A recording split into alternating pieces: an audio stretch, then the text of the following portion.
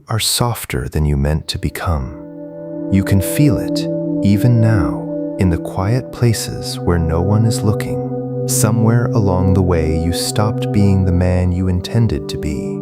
You gave in a little, and then a little more. And each surrender was so small that none of them seemed to matter. And now you live inside the sum of all of them. You break under pressure that should not break a man. You quit things you swore you would finish. You watch yourself reach for the easy thing again, and you despise the reaching, and you do it anyway. And underneath all of it, there is a low and constant shame, the sense that you have become weak, and that everyone can almost see it, and that you are running out of time to become anything else. And the cruelest part is what the weakness does to your own eyes. You have started to expect less of yourself. You set a small goal now, and some quiet part of you already knows you will not meet it. And so you no longer fully believe your own promises, and neither, you suspect, does anyone who has watched you long enough. You have lowered the ceiling on what you ask because you are tired of failing under the old one. And every time you lower it, the man you could have been gets a little farther away until you can barely remember he was ever an option. Here is the thing no one will tell you because it would cost them the comfort of their own excuses. Weakness is not who you are. It is what you have not yet been forged into something else. Strength is not a gift handed to a lucky few at birth. It is made. It is made the way iron is made into a blade, by heat and by hammer, and by a system that does not care how you feel while it works on you. And the reason you have stayed soft is not that you lacked the strength. It is that no one ever put you through the system, and you never put yourself through it, because the whole point of softness is that it flees the very thing that would end it. By the end of this, you will understand that system. You will know why the strong were not born strong, why nearly all of them were once exactly as soft as you are tonight. And you will know the three-part forge that turns a weak man into a hard one, no matter how far gone he believes himself to be. 400 years ago, in a province of gray mountains and old fire, there lived a man who was everything you are afraid you have become. His name was Hozan, and he was known, in the worst way a man can be known, as the one who ran. If something here begins to cut into you, a quiet like helps another seeker find this same fire. Share in the comments the place where you have gone soft. Do not hide it. Another man out there is carrying the same shame in silence tonight. And your honesty may be the thing that frees him. And if this is the kind of truth you have been starving for, walk with this channel a while longer. Now, the man who ran. Hozan had been a soldier, and on the one day that mattered, his courage left him. The line broke around him, and instead of standing, he turned, and he ran, and he lived. And he wished for years afterward that he had not.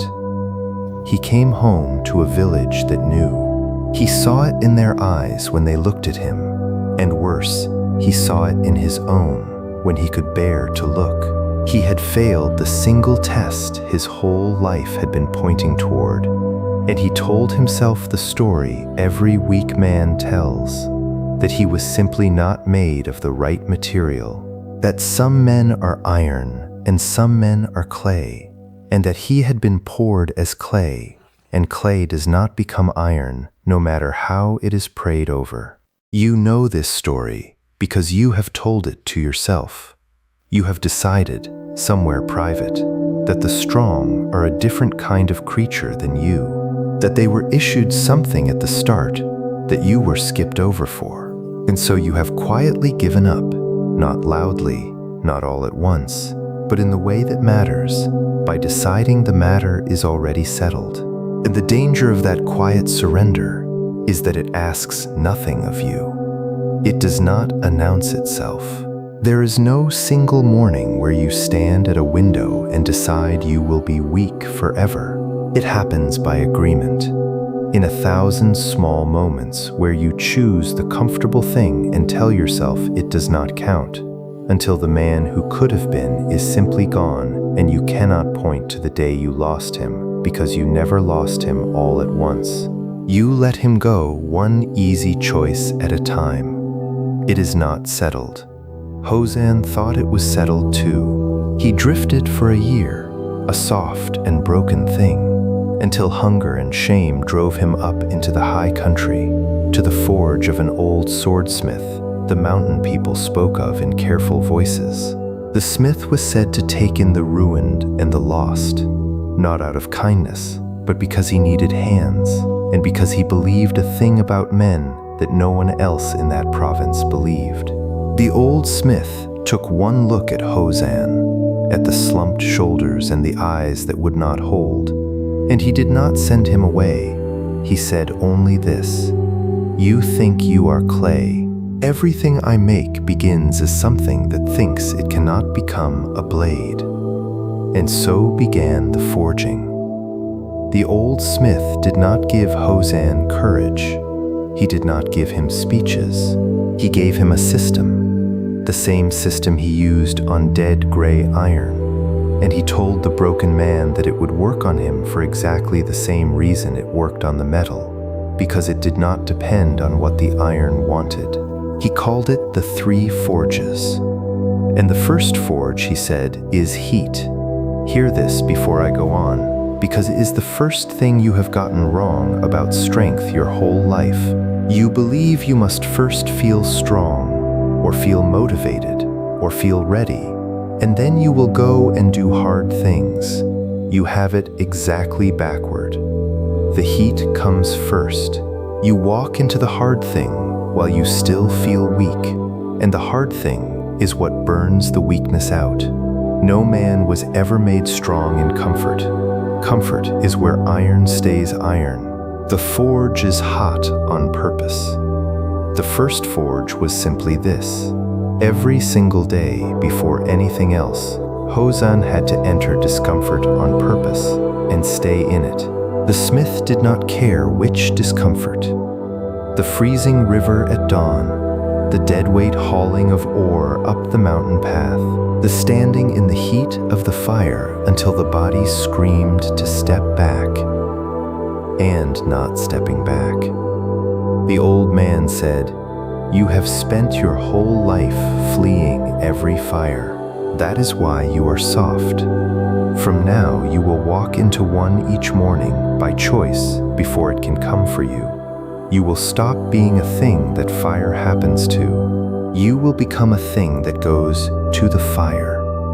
This is you, and you must not look away from it. Every day of your life right now is engineered to keep you cool. Every comfort within your reach exists to spare you the heat. And you have taken every one of them and called it rest, and wondered why you are soft. You cannot be both comfortable and strong. The two cannot share a body. Somewhere this week you will face a small fire, a cold morning, a hard task, a thing you do not want to do, and in that moment you will learn what you actually are, by whether you walk toward it or away. For the first weeks, Hosann was terrible at it. He flinched. He found reasons. His body, soft from a year of surrender, betrayed him constantly. But the smith did not punish the failing, and he did not comfort it either. He simply pointed back at the fire every morning and said again, and slowly, in a way Hosann could not feel from the inside, the heat began to do its work.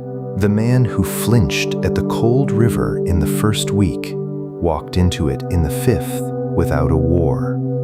Not because he had grown to like it, because the part of him that fled the heat had begun, at last, to burn away. There was a thing the smith told him in those first weeks that Hosann did not understand until much later, and you will not want to hear it either, so I am going to say it plainly. The smith said, The fire does not care that you are afraid of it. It will warm you the same whether you walk in trembling or walk in proud. Your fear is not a reason to stay out. Your fear is only weather. And a man who waits for the weather of his feelings to clear before he acts will wait his whole life in the cold. So Hosan stopped waiting for the fear to leave before he entered. And the moment he stopped waiting, the entering became possible, because it had never actually required the fear to be gone. It had only required him to move while it was still there. This is the lie at the root of your softness, and you have to see it clearly. You believe you are waiting until you are ready, but you are not waiting to be ready. You are waiting to be comfortable, and comfortable is never coming, because the thing you are about to do is hard, and hard things do not feel comfortable on the near side of them. They feel comfortable only afterward, in the strength they leave behind. You have been standing outside every fire of your life, waiting for a feeling that only exists on the other side of the door you refuse to walk through. Understand what was happening, because the same thing is available to you. He was not becoming a different man through some flash of transformation. He was placing himself in the heat, daily, and letting the heat strip from him the softness he had spent a year accumulating. That is the first forge. You do not wait to feel strong. You walk into the fire weak, on purpose, every day, and the fire makes you what the comfort never could. There was a tool in that forge that Hosan came to understand was the secret behind the heat, and it teaches a thing you have never been told: the bellows. The fire alone, untended, sinks low and dies.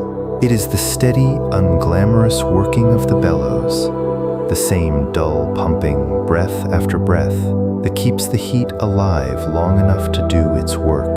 And the smith made Hosan work the bellows on the days he most wanted to rest, and said, "The man who builds a great fire and then lets it die has wasted the building. It is not the size of the heat that forges the blade, it is the keeping of it, day after day when no flame is even visible to reward you. This is what undoes you every time, and now you can name it. You can build a great fire. You have done it more than once. The fierce resolve, the cleared schedule, the first burning days. What you cannot do is work the bellows through the gray weeks when the fire has sunk to coals and nothing seems to be happening and no one is impressed. You let the fire die because keeping it alive felt like nothing. And a forge with no steady heat is just a cold room full of good intentions. The strong are not the ones who light the brightest fire. They are the ones who keep working the bellows long after the excitement of lighting it is gone. But heat alone does not make a blade. Heated iron, left alone, only glows and then cools, soft as it ever was. And the old smith knew that Hosan would learn to endure the fire and mistake endurance for strength and stop there, half made. So he taught him the second forge, the hammer. The hammer, the smith said, is the blow that comes again and again in the same place. Heat opens the iron. The hammer shapes it. And the only way the hammer works is repetition. The same strike, the same spot, 10,000 times, long after it stops feeling like it is doing anything at all. He set Hosan to a single task and made him repeat it past all reason. The same cut, the same draw of the blade, the same motion, every day hundreds of times, until the man begged to learn something new and the smith refused. Not yet. You have done it 100 times. The hammer does not begin its work at 100. It begins at 10,000. Stop, because this is the exact place you keep failing, and you have never understood why. You begin things. you are good at beginning. You feel the heat of a new resolve, and you walk into it for a week, even two, and then the newness wears off, and the thing becomes boring, and the boredom feels like a sign that it is not working, and you stop. You have started 100 forges, and you have hammered none of them, and so you have 1,000 beginnings, and not one blade. The strength was never in the starting. It was on the far side of the boredom, in the 10,000th blow, where you have never once stood. Hosann hated the hammer more than he had hated the heat.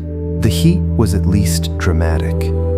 The hammer was dull. It was the same gray motion, the same unremarkable day, repeated until the days blurred together and he could not tell the 100th from the 400th. And this, the smith told him, is exactly the point. Strength is not built in the moments that feel like something. It is built in the moments that feel like nothing, repeated past the point where a weaker man quit to go feel something else. This is the truth that separates the strong from the soft, and it is almost unbearably plain. The strong are simply the ones who kept striking the same spot after it stopped being interesting. There is no secret beneath that. The weak man is not the one who cannot lift the hammer. He is the one who lifts it brilliantly for a week and then sets it down to look for a more exciting hammer. And the world is full of his beautiful, unfinished beginnings, and empty of anything he ever actually built. And so Hosann struck. He struck on the days it felt pointless. He struck when his arms shook, and his mind wandered, and every part of him wanted the relief of something new. He struck through the long gray middle that has no glory in it, the part of every worthy thing that no one ever tells you about, the part where the work stops rewarding you and simply asks to be done. And one day, without any single moment he could point to, the motion that had taken his whole will now took none. It had become part of him. The hammer had done what the heat could not. It had given the strength a shape, and there is a deeper cruelty in the hammer that the smith warned him of, and you need the warning. For a long while, the hammer shows you nothing. You strike, and the iron does not seem to change, and a quieter, more reasonable doubt begins to grow than the loud boredom that comes early. It is the doubt that whispers, perhaps the iron in you is simply different.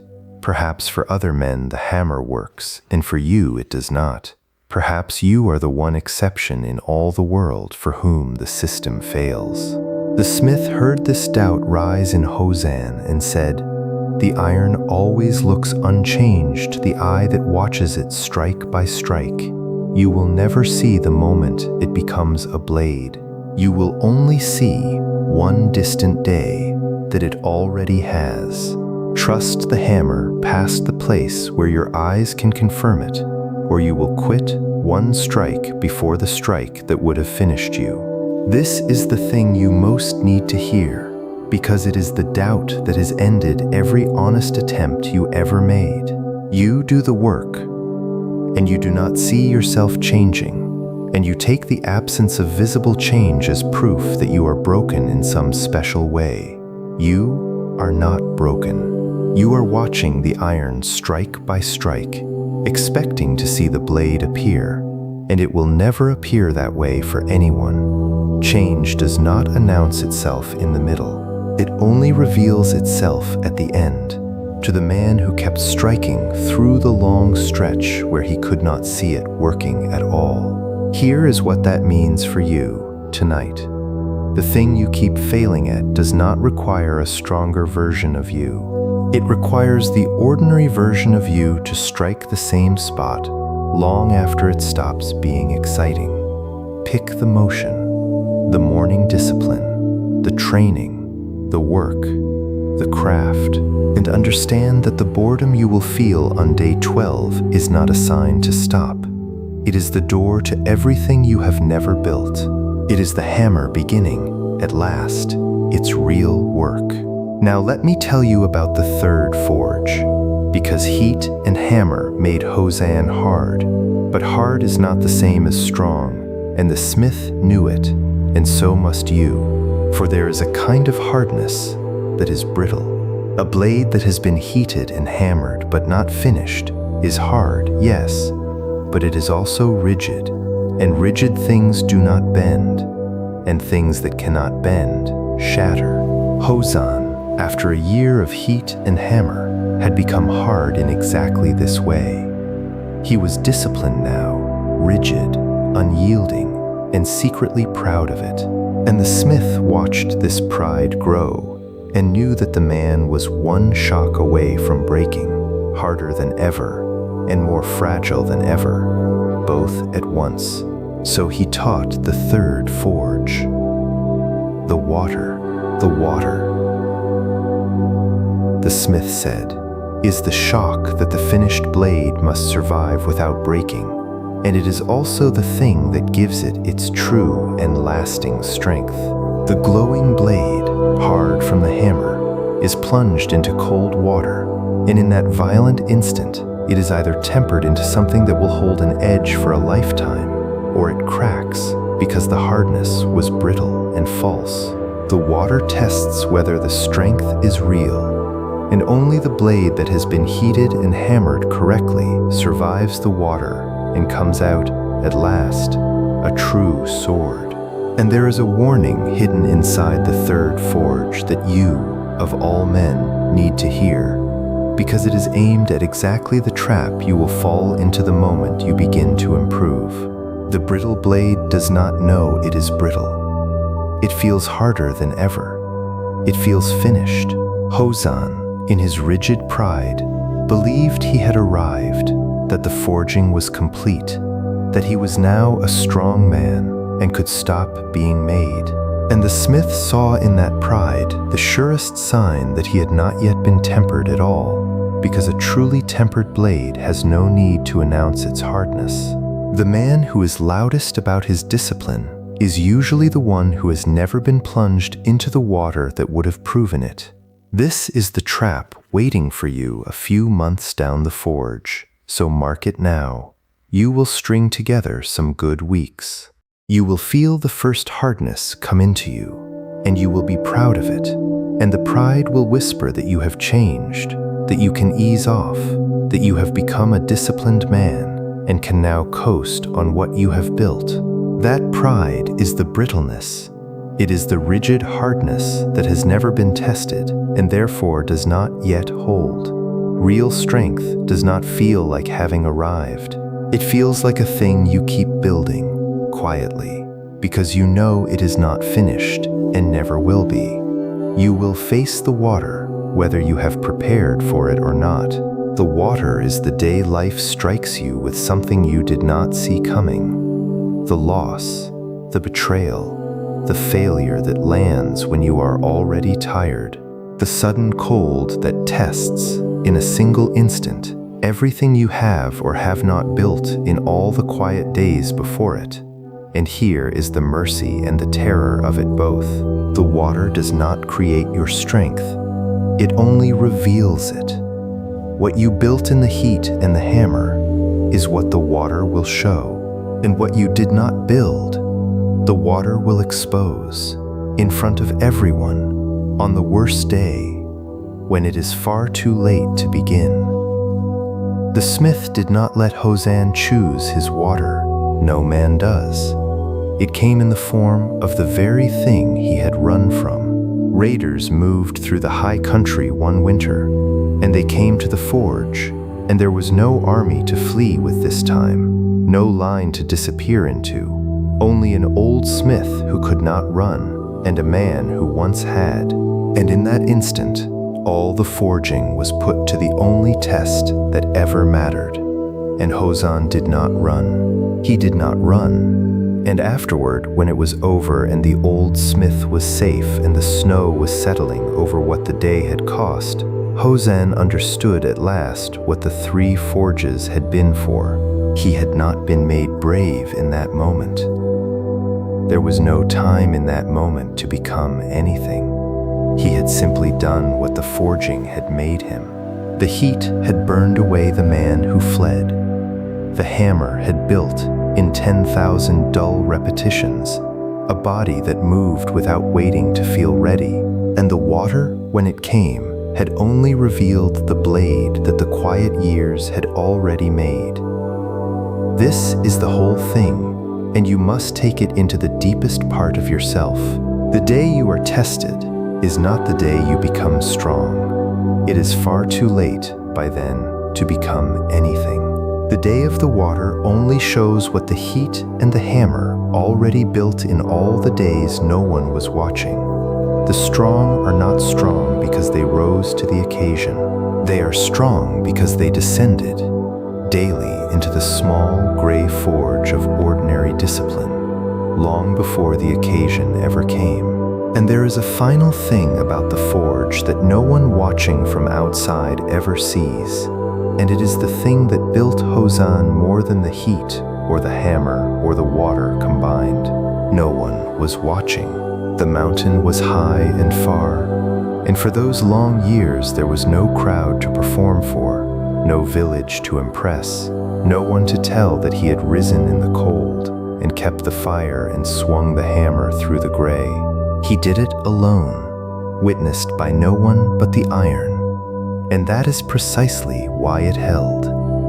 Strength built to be seen evaporates the moment no one is looking. Strength built in the dark, for no audience at all, is the only kind that becomes part of a man. This is the test you fail without even noticing, and it is the one that decides everything.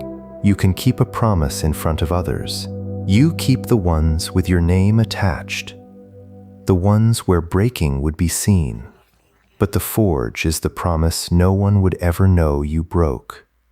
The morning no one is watching, the work no one will check, the standard you hold only because you decided to hold it, with no witness, no applause, no one to disappoint but yourself. That man, alone in the dark, doing the hard thing for no reason but that he said he would, is the only real man there is. Everything you do for an audience is just iron pretending to be a blade. So let me leave the mountain now, and the smith, and the man who was reforged from a coward into a sword, because the story was never about him. It was always about you, and the iron you have decided too early is only clay. You are not clay, you are unforged iron. There is a difference, and it is the difference your whole life turns on. Clay cannot become a blade no matter what is done to it, but unforged iron is simply a sword that has not yet met its fire. Everything you hate about your own softness is not a verdict on your material. It is only evidence that you have never once been through the forge, because you have spent your whole life fleeing the very heat that would have made you. Here is what to do, and I want you to feel how plain it is, because the plainness is the proof that it is real, and not another beautiful beginning you will abandon by spring. Tomorrow, you enter the heat. You choose one discomfort, and you walk into it on purpose, before it can come for you. The cold start to the day, the hard task you have been avoiding, the training that scares you a little. You do not wait to feel ready, because now you understand that the readiness was always supposed to come after, forged by the fire, never before it. You go to the fire soft, and you let it begin to burn the softness away. Then you take up the hammer, and this is where you have always fallen, so brace yourself for it now. You choose one motion, and you repeat it past the boredom. Not for a thrilling week, for the long gray months where it stops rewarding you and simply asks to be done. When the newness fades and the dull voice says find something fresher, you will know that voice for what it is. It is the voice that has left you with 100 beginnings and not one blade. And you will strike the same spot anyway, into the 10,000th blow, where the strength has been waiting for you your entire life, and the water will come. You will not choose it, and you will not see it coming, and there will be no time in that hour to become anything you have not already made. But if you have stood in the heat and swung the hammer through the gray, then on the day the cold shock falls, you will not break.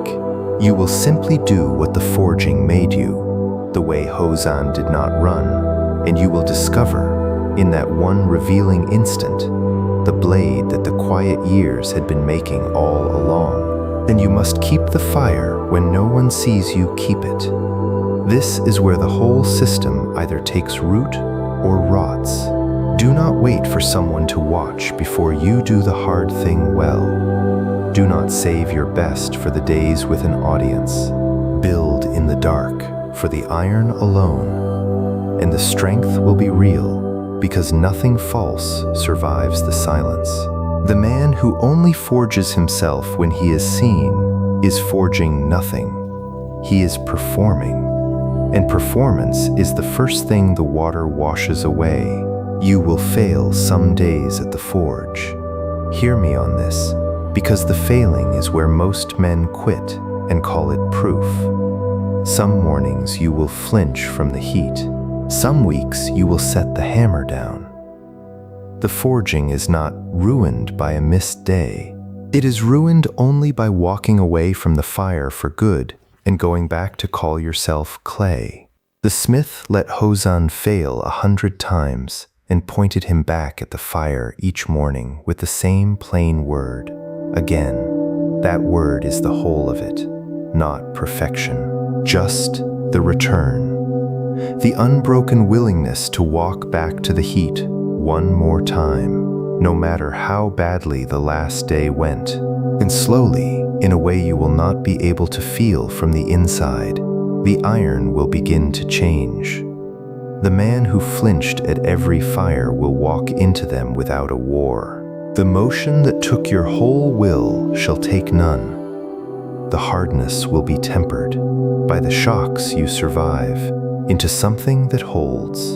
And one day, far from here, someone will watch you stand in a moment that would have broken the man you are tonight, and they will think you were simply born of stronger material. You will know the truth.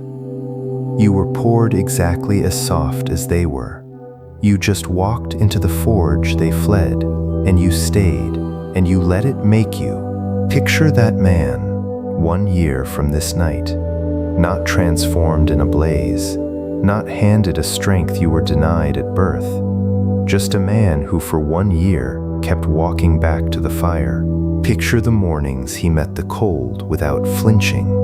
Picture the work hammered into something real, one dull repetition at a time. Picture the calm he would carry into a hard room, because somewhere underneath he would finally know that he had been through the heat and the hammer and the water and had not broken. Picture how he would look at himself in the quiet places where no one is looking, the very places where tonight you can only feel the softness.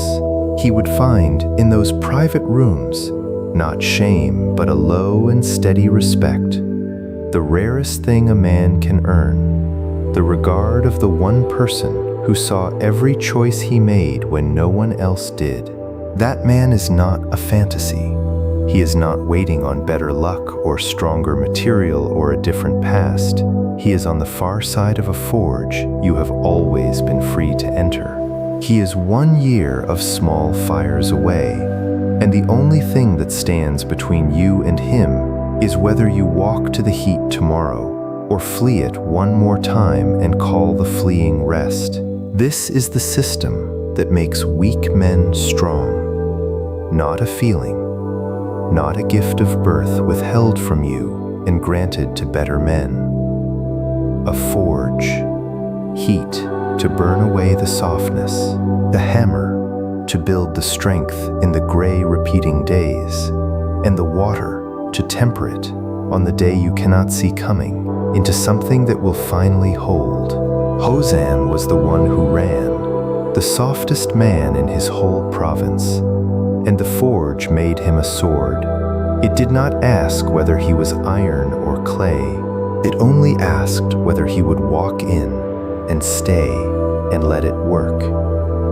That is the only question it has ever asked of anyone. It is the only question it is asking of you tonight. You are softer than you meant to become, but you are not clay. You never were. You are iron that has simply never met its fire. The forge is open. The fire is hot. Walk in.